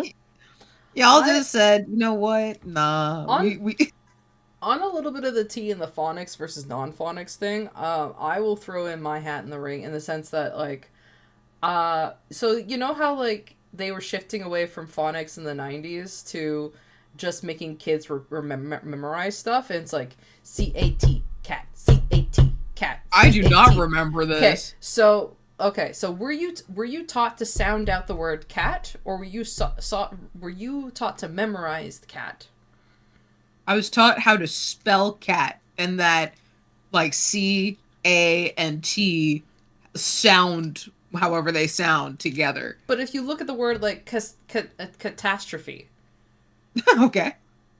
do you if you looked at that word for the first time, would you sound it out, or would you break it down into cat and then tros fee? Uh, Looking at that word. pretty sure. I'm pretty sure I would attempt to sound it out first. Like you gotta keep in mind, like when I was in school, I was the kid that like they sent to like the other teacher's room, like what would be like, I guess, the child and youth workers room. And they would like sit you down with whatever book that they're reading in class. But because you were just a slow kid, they would put like the blinders on the books. So you would read like one sentence at a time. And if you got stuck, they would like cover the word, like part of the word with a ruler and have you like sound certain things out. Oh, Does that make sense? That's just learning how to sound things out and read. Yeah. Yeah, so I just got taught the long way. No, that's just Okay. So but my gripe is like I got taught how to memorize. Mm. So it like I had issues trying to learn my own language. Like I had speech therapy and shit like that. But like also when I try to apply it to other languages and things like that, or like I have sorry, Bloodless. We will get back to your point. I remember you were trying to cut in, but the group of 7 artist Tom Thompson. Sure. By chance, okay. So I did a whole assignment. You know how we have to do public speaking, in which I read the book. I didn't hear any audio track or anything like that because back then YouTube wasn't really a big thing. So I read Tom Thompson because it's a TH. So I did, and I practiced by myself. I didn't do this in front of my parents or anything like that. So I did like a 5-minute kind of presentation in front of my class calling him Tom Thompson the entire fucking time. Because I sound out things. But anyway. That would break my heart. Anyway, but like in the sense of like, that's a side rant. Anyway, that just unlocked. But it's just like because of how I was taught to read, I don't sound out things the same kind of thing as other people, and thus I've also noticed I don't approach language the same as people who know how to sound out things, and it's bothered me. Anyway, I've done research and stuff like that, and obviously someone read Golden Sun's contribution in chat because I've got Hershey's kiss in my mouth and I can't do it. You just want to interrupt my friend, don't you? Anyway, sorry. I just want to eat. God damn it! God damn it! Apparently the professors are sort of just having the lesson their course difficulty simply because their students have not been given the tools they need to like read their textbook properly. Oh god, don't get me started. On that.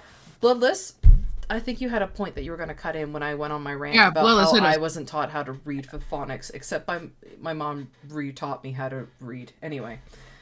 So like when we were younger, we had Hooked on Phonics, and that was starting to be phased out by the time the past curriculum that they used to use called balanced literacy. And so this kind of incorporated looking at pictures, like, for the really young ones, and looking at sentence structures and context to guess words, and just being able to use context clues to be able to figure out the word around you, but also really emphasize, again, comprehension, where it didn't really emphasize being able to sound out words. It really lacked in the phonics category and the being able to write incomplete sentences. So now it's like we're overcorrecting again with the science of reading, where it's like you're finding all of these sounds and looking at the mouth motions that your mouth makes when you make these sounds, to then apply it to being able to read. But now it's ignoring comprehension. So it's a nightmare. It sounds like a nightmare. Yeah. I'm stressed for you, not gonna lie. Yeah, it's difficult. So I'm very curious to see, because this is a newer program, to see what it's going to look like for my kids coming up in the next couple of years, and what their comprehension is going to be like by the time that I get them at the level of math that I'm supposed to teach them. Because if they're looking at me like, well, I can read these words, but I don't know what they say, and I'm like, well, half of my math class is you being able to comprehend these word problems. So get I used to really seeing hope the that you words. guys are teaching kids how to read clocks again, because good God, I'm like, trying. oh no! See, Now what do you that's you're trying? Wait, that's the how crazy bad thing, is you know what I it? mean? Like it's the idea of like certain skills are all of a sudden already redundant. You know what I mean? Like clocks, you could help with in the sense of like use the analogy for fractions. You could use it for the analogy of like making time concrete in the sense you see a literal clock moving around. Like it's Yeah, but the digitization is clocks cool. these Don't get me days are wrong. digital. Well, no, Yeah. but digitization is brilliant in the sense of like it has allowed so much opportunity for collaboration and accessibility, but I also find it's a problem in the sense it's lessens the possibility for tangible experiences in a way that like touch grass is is a slang term for a fucking reason. Yeah. Mm-hmm. Like in that I love the fact that everyone could go and research. We are in an information age. Research, like, to me, I am very like, there is very little reason to not sit down and research before you make a decision on something because there's so Mhm. much information in like that is accessible from our fingertips with the internet nowadays.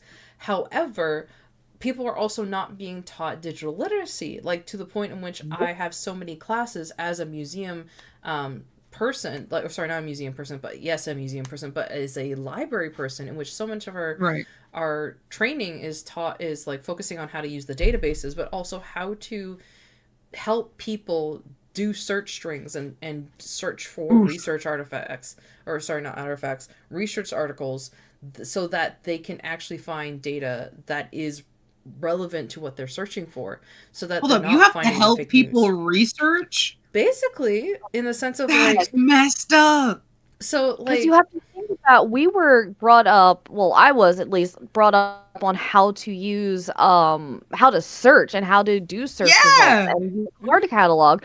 We're not necessarily teaching kids how to do that because we are in an information age where everyone has access to the internet, So but they we're not should be able teaching to them, use these tools. the basics anymore. Mhm. Do they even want to learn is the other question I would pose, because I've seen a lot, not to like base this entire argument off of TikToks, but I've seen a lot of TikToks of like moms that try and like help their like Gen Alpha or like Gen Z kids try and do something, and the kids walk away frustrated, and it's like you're just making your life so much harder. I'll give you a prime example. I If saw a video of like a kid trying to pour milk into like, you know, those like workout like shaker bottles, right? So she was trying to pour it into the spout. you know that's for a And it's like, bit, right? I know it's That for was a bit. staged. I know it's for a bit, but the worst part is I've seen this like just out and about in life of just how some teenagers just don't like being told that there's an alternative option to what they're doing. Like Yeah, and it baffles me. Bloodless, what are you that's gonna say? also like a parent that's also like could be a parenting thing as well. If and Fair. it's that kids all like there's that lack of delayed gratification. Hmm.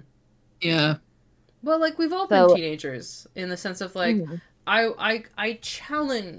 Teenagers challenge. without Hey, internet, Keisha, mind you. Keisha, love.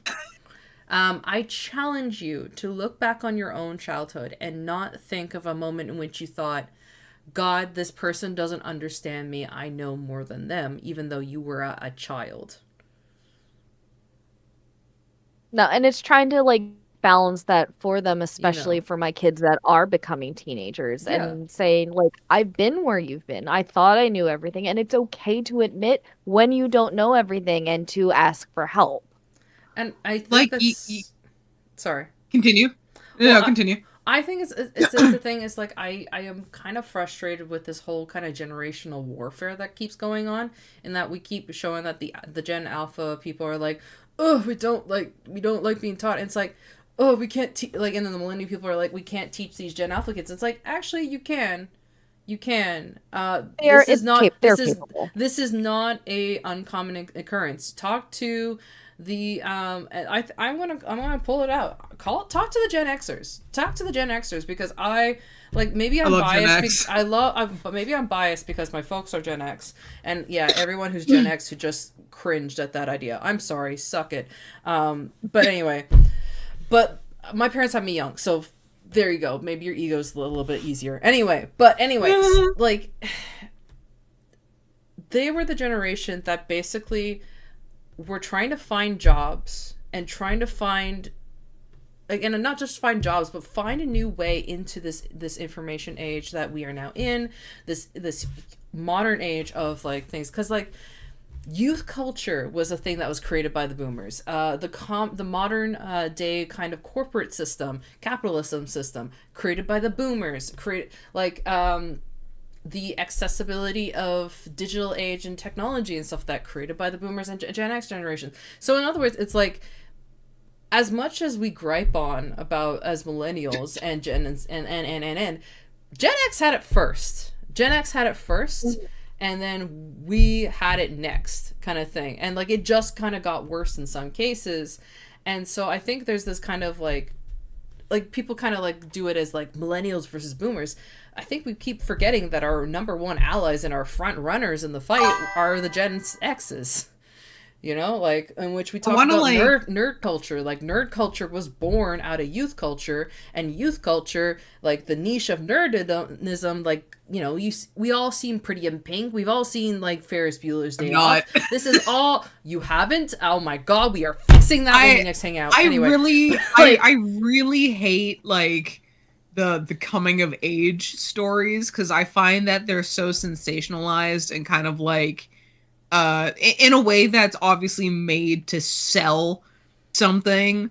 Like it just kind of it rubs me a little wrong. I can understand that to an extent it was supposed to offer some sort of clarity or a way for the youth of the time to relate to something which made them feel normal in one sense, but it drives me up a wall. It feels sensationalized. And I want to circle back to something you said. You said something along the lines of like something along the lines of like when you were once upon a time a child and you thought like you knew everything, or like, oh, woe was me, no one understands you. Yeah. I would wager that there are few that actually want to be taught something, right? Like I'll give you an example. It's a really shitty example, but it's all I can think of right now. Like where I work, I see a surplus of youth come in, and a bunch of them don't have like not drive, but like there's no like sense of emergency with a good chunk of them. So like when we were raised, you're not leaving the house without your wallet, your keys, your phone, if you have one, has to be charged. You need to know your emergency contact numbers off by heart in case you lose your phone or your phone dies. You've got spare change to go to like a toll booth. Like you know what I mean? It wasn't the, you know, generation of be home before the lights were out, but it was make sure you have your phone on you. You know what I mean? Like back, right. And so right now what I'm seeing is a lot of kids are leaving the house and all they do is they're on their phone, right? Because the whole information age, they're constantly being assaulted by their telephone screens. And so I'm seeing a lot of teens come in with dead phones, and I'm like, okay, what's your phone number so I can log you in? They're like, oh, I don't know. What do you fucking mean you don't know your own number? Or if they do know their number, they're very quiet. Like they don't have the voice to like convey information. I'm like, this is something you should know. Why do you sound so scared when telling me? Like, you're not in trouble. I just need to know this information. I shouldn't have to ask you to repeat it 5 times because I can't hear you. And so there's a large amount of teens that I'm realizing are just like have fallen into like really bad habits because it's just more convenient. But very few of them actually come in and are prepared and like want to know the next steps to something that's wrong with their accounts or whatever, you know? And so like, I understand what you mean, Mads, about like, you know, chemical warfare on each generation, but like, at the same time, you can't ignore, to an extent, you can't ignore the patterns that you see, right? Like, hell yeah, there's at least a handful of young people where I work where I'm so impressed by how they carry themselves and how they go about their business and how they do X, Y, and Z that I actively go up to them. I'm like, tell your parents I said thank you. And they're like, why? I'm like, because I have yet to meet such a responsible and well-behaved, in a sense, like young individual of someone in your age range. I see a lot of belligerence, I see a lot of complaining, I see a lot of like violence and just trying to like prove to be this like macho type. I see less of the humanity in the younger generation. But that's just my personal experience from where I work. It doesn't help. I will say that you work in a gym. Yeah, like it doesn't help. I see like the bros of society. Yeah. Like I see like, not to like shit on the gym community, but like not a bunch of them have a great reputation. You know what I mean? Like unfortunately, there's a lot of stigma behind like gym culture. But I've also seen like really, really great, big, burly, scary dudes defend people's honor in a gym. And I'm like, that is what we need at the front runner of gym culture. Yeah. Not this like dipshit social media guy who probably like plastic surgeryed his abs together and is peddling some protein powder for youth to then buy and come into the gym and then have all these issues and why aren't I getting any gains? I'm like, because you are not lifting. You're drinking protein powders and you're on your phone. Well, and you're posing and also mirror for no reason. Sorry, what were you saying, Bloodless? Oh, I was saying, and you're posing in front of the mirror for no reason. Oh my god, tarps off everywhere. Tarps everywhere. Tarps off, boys. It's not like y'all got nothing. You literally have nothing. Like, not to shit on you, but like a bunch of you were built like chopsticks. All right, like before we continue on the tarps off, boys. Bloodless, do you know what tarps off means? I do not. Okay, cool. Oh, oops. So tarps off is like a Southern Ontario thing of like you take your shirt off and like your tarps off, like a tent, yeah, like a tent like top. Oh, okay. Yeah, yeah. It's very like it's very Scottish. Gotcha. Huh? I was gonna say I've heard it's very hockey bro culture. I forgot about hockey bro culture. Yeah, yeah. So correct. Hockey so bro like culture. it's the tarps. Like if I'm remembering correctly, I'm not reading anything right now. This is only from like my personal public memory of like tarps off. It kind of comes to like, oh, the boys are gonna start fighting. Tarps off, like the gloves go out, and then they start grabbing at the jerseys and stuff like that and things like that. Yeah. So hold on, not Golden Sun saying people have been griping about the youth since the days of Plato. That's fair. That's a fair shake. Yeah. That is a fair shake. Each generation's got beef with the next. That's a fair shake. Honestly, yeah, that's my take on it. And like in the sense of like, Bloodless, did you have anything before I go on a rant about the youth? Bloodless will be our last rant of the night because it is 10. Boo! Oh yeah, this is your 10 p.m. warning. Maria suddenly like out of a job. Like, how dare you? We love you, Maria. We would never, ever replace you. Don't get that in your head. Jesus. Bloodless, dear, what were you gonna say? Yeah, it's just like people, and what I have seen is like they use a lot of technology, and this has been, like since TVs have been around and radio. Right. They've just used that as a stand-in babysitter or something to play, like, play safe the kids and do passive activities when they are not actively involved in their lives anymore. And also just like giving them just a pass to do whatever. And for like the United States specifically, things have really gone downhill since the No Child Left Behind Act, and I will stand on business on that. Because it's just like you're basically giving them the participation trophy that you've been complaining about our generation getting. Mm-hmm. I remember specifically 3 years ago, I had a kid and he just did not know his times tables. He was like 10 or 11 years old. He like refused to learn them. He refused to do like any of the math that like I was giving him that was grade level appropriate for him. Oh my God. And I'm just like, you're failing my class. He's just like, what's the point of me trying? I'm just going to go on to the next grade level anyway. He's not wrong. I have a rant on this. Oh my God, Matt, you better. Make it quick. I was gonna say, Bloodless, you keep Short going, form. or I'm gonna tap in about my own personal story. What do you got? Yeah. So, and like, and he was absolutely right. There was nothing that I could say to be like, you know what? Like, I can't tell you no because you have a point. Unfortunately, you're Yeah. gonna get passed along, and I'm like, well, you're gonna be the only kid that's going to be counting on their fingers. Oh no, So, Mateo just joined in Hey, chat, Mateo. buddy. hey, You're Mateo. gonna, Oh, you're my God. gonna. On that Oh, rant, like I that happened. That was happening when we were kids, and I say that because yeah. not to I was the nerd. I was the fucking nerd who had 90s and whatever, you know what I mean? So the teacher, I had several brilliant fucking teachers. Anyway, breathe. Anyway, so the classic thing would be like, "Oh, we're going to give the kid who is barely passing, actually isn't passing 50. because they have learning disabilities that we are not actually really accommodating for. So we are just going to push him along.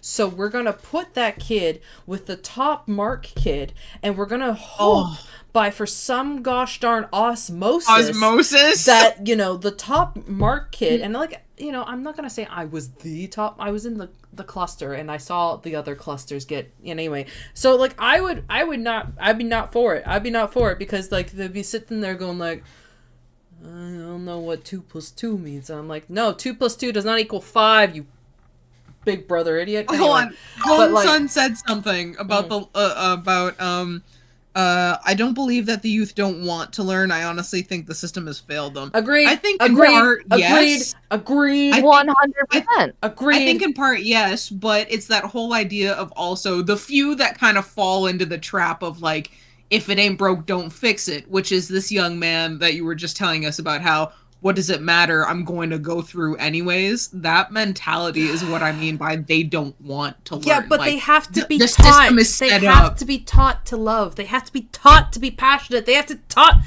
sorry, we're gonna have you and I are not gonna see eye to eye on this. No, never. I don't think we will. Because like I have babysat this generation. I have seen these ones as younglings. They have been my little Padawans, and I have seen the difference in children who were like, in which their parents made the time to make sure that they encouraged like goal setting and drive and compassion for other beings outside. I'm not of their saying own things. give up on You know them what I mean? either, but no, but like I can see the difference in it, and like I'm not saying like some of the kids like are bad. Like I just know the ones that I saw as a child and like babysat and was like, you're an iPad kid, and I know that's gonna change. And as I've seen them as adults, I also see them being disjointed and not fitting into social cues and norms because they were never not saying forced. Like I'm not saying like throw your shy kid into the wading pool of like social chaos. Teach them the skills. No. Like I say that as an introvert, you know what I mean? Like but an introvert you could throw into a crowd and start shaking hands and like being like, hey, sup, what's going on? You know what I mean? Right. Like I feel that today's youth are being failed by not being taught. That too, but let's also not forget there was an entire panorama that happened for a couple of years that greatly affected social cues and kind of like the norms of what would be very important developmental stages for young minds. You know, being in those kinds of like in for lack of better words, your own little cubicle. You know what I mean? At home. And like, sure, you're interacting. I mean, I don't know, not all schools did this, but I'm sure a whole bunch did. Some were interacting online, and like, you're not going to get the same, because like at that point, kids are then separated because you've got all the kids who can't learn online, and all the kids who can learn online. So now you've got like the worst class average. Like, you know what I mean? Like, and it's not their fault at that point because that was an entire global issue that like we couldn't get around. And so I feel like to an extent, that might have screwed the pooch. Again, you and I speak from like an observance point of view. Bloodless, right. You were actually a Bloodless has seen it. You were a Bloodless during the Great Panini. Do you mind sharing a little bit? The Great Panini. That was you. It was, yep, Sorry. it was, well, I take from Game Grumps and I call it the Backstreet Boys reunion tour. Oh yes. That's actually so great. That's so on point. Yeah, I Oh, forgot so about love that. that. Anyway. Backstreet So Reunion tour. I like I had to teach pre-K online and it was a nightmare. So that's like, your 3 and 4 year olds and 5 year olds. So I had the kids that like before they go into public school and teaching them those skills because their birthday missed the cutoff. And it's just like, and these were like Mm, in a very affluent area at the time. Hmm. And I had to do hybrid at one point in time. That was an woof. absolute nightmare. And it's the difference between like these parents that just kind of like leave their kids just to their own devices, like pun intended and unintended. And then because they'll just sit on the computer and then they won't be looking at the screen. I've seen tours of people's houses and things for kids that just aren't paying attention because Right. their parents are just like, oh, there's a screen in front of them. They are going to be fine. But then I get screamed at saying, why are you failing my kid? I'm like, I am not Because your failing your kids. kid. Your Mm, kid's not putting in an effort. And I tell my students from day one, I'm like, I will help you. I will explain to you what 2 times 2 is over and over and over again if you are trying to mhm. put in the effort to learn what 2 times 2 is. But if you are sitting there and just you don't give a crap, I'm not going to help you because why should I waste my time if you don't want to do the things that you're supposed to be doing? Like, Amen. I will meet you halfway, but you have got to also meet me halfway. And I think that started honestly like when we were kids, in the sense you could look around and you could see the ones that were like already electronic. Like, don't get me wrong, I love video games. I like, obviously I am here I mean, because all I of us love video do. games. You know what I mean? Hmm. But like, I have also you could see the kind of start of like people not taking accountability in their own kind of, not lacking, but lack of passion or lack of their own drive kind of thing.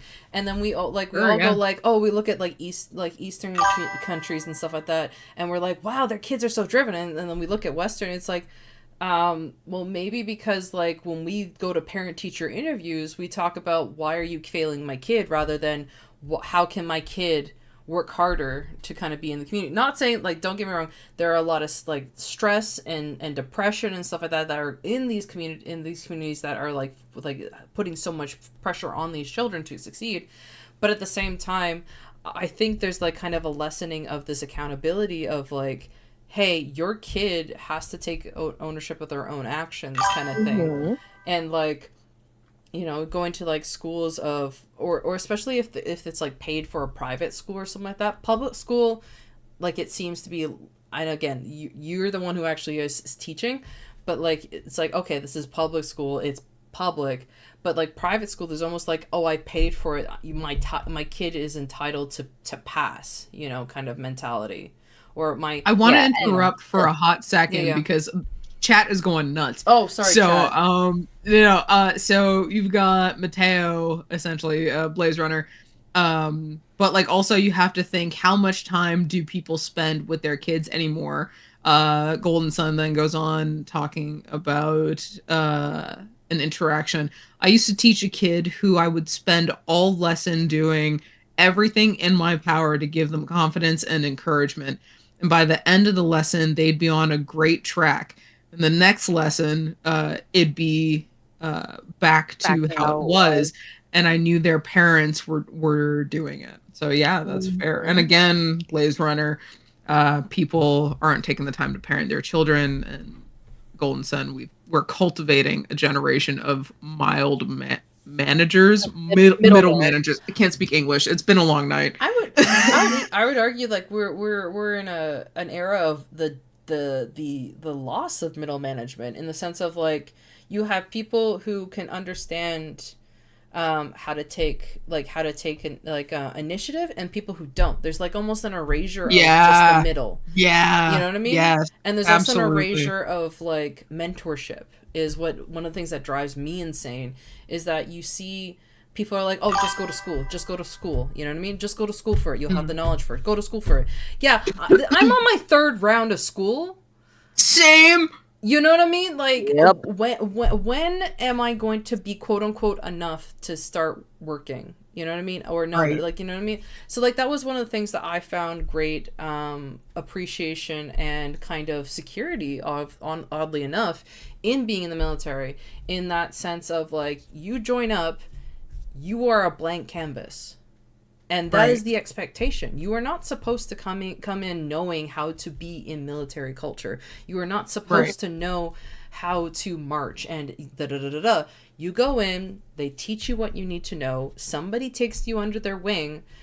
There's assholes in there, like there's every other system, but there is an assumption that there will be a significant training program and to train you up to the job that you have. So then going into like other programs, like I'll be honest, like I thought about being in the film industry as a kid, but I Mm. didn't see a path in the sense of like I was like, okay, A plus B equals C, A plus B equals C. I'm like, I can't see it. Like I saw myself very much as like possibly a writer or a director, something Mhm. behind the Mhm. screens, because like I liked organizing people, I liked talking to people, I like bringing the best of other people out, to be honest.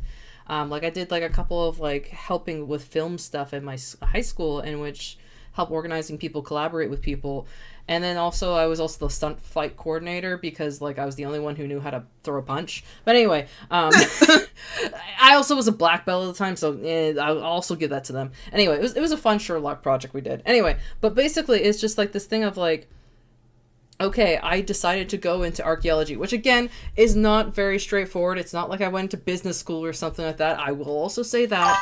But in the sense of like, okay, if I go off and I get this undergrad, I go off and do this undergrad in classical archaeology, I will go work as an archaeologist. And when I am an archaeologist, I can work as a researcher. I can work as a professor. I can work in a company that does archaeological digging, recovery archaeology, and then pardon me, they build construction sites and stuff like that. You know what I mean? So like there will be a job avenue. Oh, if I don't get this, it's an arts degree, so then maybe I can work at a bank. But like I could see pathways, right? Like, but from Right. like when I was doing film, like or like when I was researching it, like as a kid, and again maybe this is because it was also not really the like YouTube was still fresh, like internet was still, it was obviously a thing. You could do lots of research, but there's not the kind of plethora of knowledge that you can access now.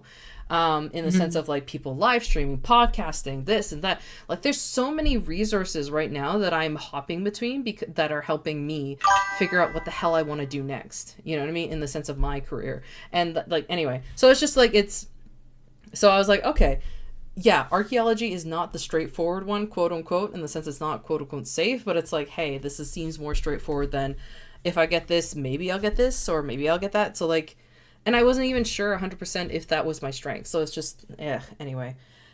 What was my point? Now, before we continue, or rather, before we end this session, Oh my god. I would like to end this session because your girl's got to wake up at 4:30. Oh, this. I would like to end this Mhm. session by saying this chat, or rather this future podcast, whatever you want to call it, is purely just views from our own experiences. Yes. We understand that there's a plethora of undercover issues and things that contribute to Mhm.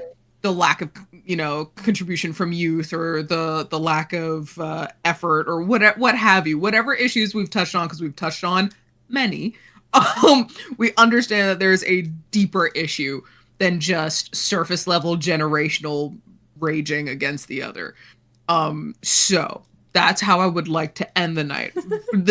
With our disclaimer of, we understand that everything we've said is technically a biased account. Please do not sue us. We love you. Okay.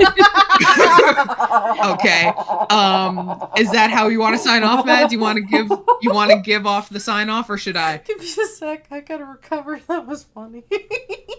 I try my best. Oh. But I can feel the allergy coughs trying to catch up with me Jesus. and taking me out. But yeah, I So, can't. Sorry, I went on a rant and I can't even remember what I was going with that point at the end. Anyway, don't worry, I'm sure we'll have another episode of this at some point. Course. Yeah, of course. Yeah, this has been fun. Honestly, yeah, this is kind of fun. Like again, folks, we've said this before. Like, one of the things We've that been we toying eventually around with do this for a while. is that we do want to eventually podcast. We do want this to talk and like interview people and to bring like different, because again, it's the idea of collaborating and watching her cook and like talking about how our experiences personally, but also other people's experience and of like of nerddom culture, storytelling, especially when it comes to video games, but like all these other kind of social phenomenon. Again, as Keisha points out, these are our own opinions. These are our own, and as our own opinions, but our own biases. I will also highlight in the sense that you know, my perspective as a cisgender white woman from Canada is going to differ from insert story here. You know. Very nice, open, broad statement. I like that. Sorry, I'm laughing because expressed by Matt and Keisha do not necessarily reflect that of Watcher Cook Gaming's views as a whole. Yeah, there you go. Thank you, Golden Sun, for the legal statement. But it's I think it's also important to have these conversations in that to start the ball rolling in a sense of conversation and discourse, because I think that's something that needs to happen more in that people, again, not to go on another fucking rant when we're trying to wrap up,